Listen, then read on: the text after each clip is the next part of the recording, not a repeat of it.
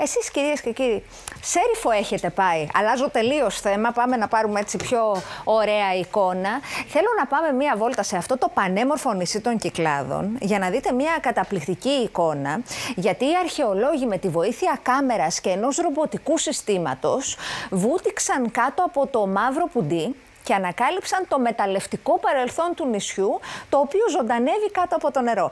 Κοντά μας έχουμε την αρχαιολόγο, την Βασιλική Κυπρούλη, η οποία είναι μέλος αρχαιολογικής ομάδας που έχει αναλάβει την έρευνα, για να μας πει τι είναι η σκάλα του Κούντουρου, την οποία βλέπουμε εδώ.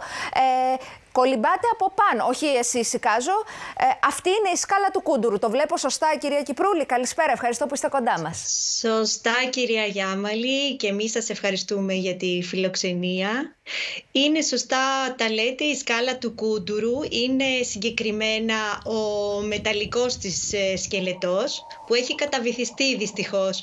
Σε κάποιες άλλες εικόνες που φαίνεται και ο λίθινος πυλώνας της σκάλας φόρτωσης. Ξέρετε, οι σκάλες φόρτωσης ήταν ένα στοιχείο βιομηχανικής αρχαιολογίας ενός καινούριου κλάδου, σχετικά άγνωστο στο ευρύ κοινό της αρχαιολογίας, που ερευνά τα βιομηχανικά κατάλοιπα που είναι σχετικά πρόσφατα. Στη Σέριφο έχουν λειτουργήσει μεταλλεία κατά το παρελθόν για περίπου 100 χρόνια.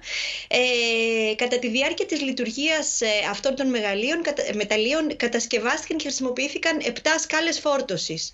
2 από αυτές παραμένουν σήμερα στη θέση τους, επάνω στο λίθινο πυλώνα τους, με το μεταλλικό του σκελετό. Στο Μέγα Λιβάδι είναι η μία, στον Κουταλάι η άλλη. Η σκάλα στον Κούντουρο όμως έχει καταβυθιστεί. Στο βυθό σώζεται περίπου το μισό από το αρχικό μήκος του μεταλλικού της σκελετού.